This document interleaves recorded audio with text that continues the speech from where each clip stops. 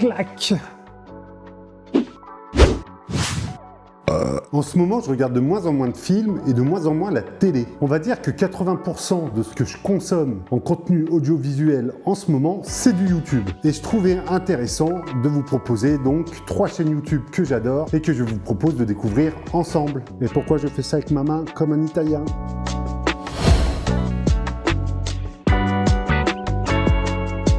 Donc, on va en voir ensemble 3 chaînes YouTube et on va aller de celle qui a le plus d'abonnés à celle qui a le moins d'abonnés. Et on va commencer avec une chaîne que j'aime énormément. Bon, elle serait pas dans cette vidéo si je ne l'aimais pas. Il faut savoir que j'ai appris Photoshop entièrement seul. J'ai eu quelques cours à la fac, mais qui m'ont pas été très utiles. Et j'ai appris entièrement Photoshop en regardant une seule chaîne YouTube, la chaîne de Benny Productions.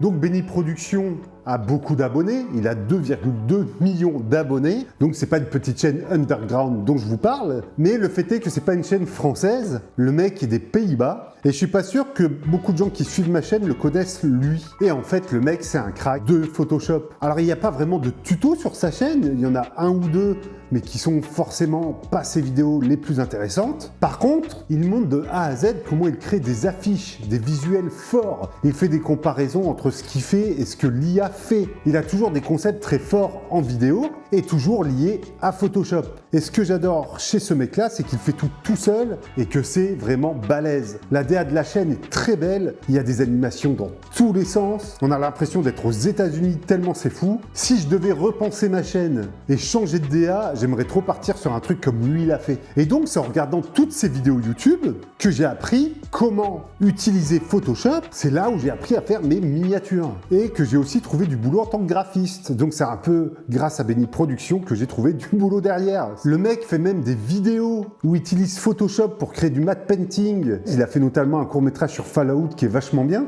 Après, il se donne aussi des défis sur des licences connues où il fait des fresques gigantesques rassemblant des tonnes de personnages de licences connues. Il a plein de concepts très intéressants. Des gens lui envoient des dessins et il rend ses dessins de manière réaliste sur Photoshop. Et je pense que depuis peu, il a fait un peu le tour de Photoshop. Il a tué Photoshop, il a tué le game et il commence à faire d'autres choses sur sa chaîne. Comme notamment, il a transformé son abri de jardin en saloon. C'est la dernière vidéo qu'il a publiée sur sa chaîne à l'heure où j'enregistre cette vidéo. Donc on est totalement sur autre chose, mais les vidéos sont toujours tout autant qualitatives, aussi bien montées, aussi bien comptées et aussi bien narrées. Mais alors la chaîne Benny Productions, si vous voulez en savoir plus sur Photoshop, c'est vraiment une bombe cette chaîne. Et c'est là où j'ai appris à placer des lumières dans Photoshop, des ombres, composer une image, gérer parfaitement Camera Raw. Et en fait, c'est lui qui m'a donné un peu l'impulsion de me mettre autant à fond dans Photoshop. Donc Benny Productions a un vrai sens du visuel et de la narration. En fait, il a eu une vraie évolution sur YouTube. Il a commencé par des petits tutos un peu nuls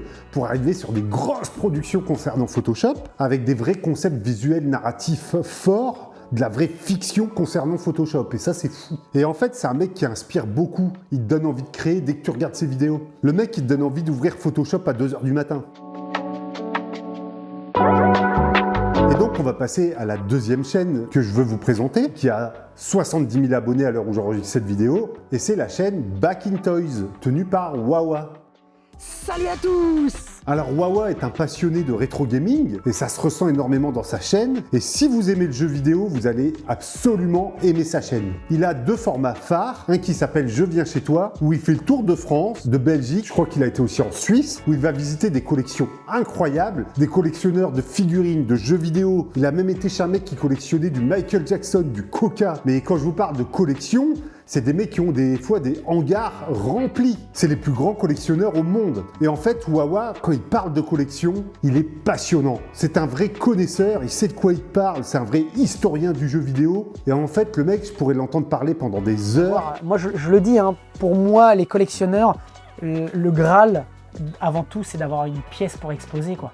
Il me passionne. Et il y a un autre format qui s'appelle Projet Arcade, où il rénove et répare avec une bande de copains des bornes d'arcade. Et même si je suis pas un grand spécialiste de l'arcade, en fait la manière dont il le filme, la manière dont il le raconte, ça rend l'aventure passionnante et ça suit comme une série télé. Alors le montage est simple de ces vidéos, mais il n'est pas simpliste. C'est simple, droit au but et efficace. Et en fait, toute cette bande de potes qu'il y a comme ça dans le Projet Arcade, je les trouve passionnants. Wawa, c'est vraiment la passion du rétro et du patrimoine vidéoludique. Il a un vrai côté journaliste, archiviste sur YouTube. Et ça, c'est super intéressant. Il vous montre des vieux prospectus, des vrais flyers, des vrais pamphlets de l'époque. Il transmet une vraie culture des années 80 jusqu'à 2000, parce que je pense qu'il a aussi une forte connaissance de la culture actuelle. Quand il parle cinéma des années 80-90, on voit qu'il est vachement calé, le gars. Et donc, en ce moment, Wawa a une série où il est au Japon. La puissance de la narration de Wawa avec le Japon, c'est un combo gagnant. Les vidéos sont passionnantes. Et en parlant de Japon, vous avez vu la transition, on va arriver sur la troisième chaîne que j'aimerais vous présenter. C'est la chaîne de Marty Japan. Tu es chaud, je suis chaud et on y va. Une chaîne qui a 38 000 abonnés. Alors moi j'ai connu Marty Japan parce que je cherchais des figurines Dragon Ball à acheter et le mec il faisait beaucoup d'unboxing de figurines à l'époque. Et donc c'est en fouillant sur YouTube des idées de figurines que je suis tombé sur sa chaîne. En fait c'est avant tout une chaîne où le mec est spécialiste de Dragon Ball. Mais là où c'est intéressant, et c'est plus pour cette partie-là que je vous conseille d'aller sur la chaîne, c'est que le mec au fur et à mesure il a varié sa chaîne. Et pour moi ses vidéos les plus passionnantes, c'est ces vidéos qu'il appelle ses vidéos vlog où il se balade au Japon. On le voit aller faire les boutiques, on le voit aller faire des vide-greniers, des musées, des événements comme le Tokyo Game Show. Il vous fait faire le tour des derniers gachapon sortis au Japon. Et j'aime bien le côté simple du gars où il nous emmène avec un micro, une Osmo Pocket, il est à vélo et je pense que les vidéos que je préfère, c'est quand il fait ce qu'il appelle du vautourage et qui fait le tour des combini. Pour ceux qui ne savent pas, les combini, c'est les supérettes ouvertes 24 heures sur 24 au Japon pour aller faire ce qu'on appelle des Ichiban Kuji. Alors ça, en fait, c'est des loteries où vous tirez des tickets pour gagner des figurines ou des verres ou des lots de merde comme des serviettes ou des crayons. Le mec fait le tour des combini quasiment en temps réel à vélo pour aller tirer des tickets et gagner des figurines. Et je trouve ces vidéos passionnantes parce que plus que des vidéos de collection ou plus que des vidéos de mecs fans de Dragon Ball, on voit les vidéos d'un mec qui vit au Japon, d'un expatrié. Et on voit la vraie vie du Japon. C'est pas des analyses à la con entre tradition et modernité.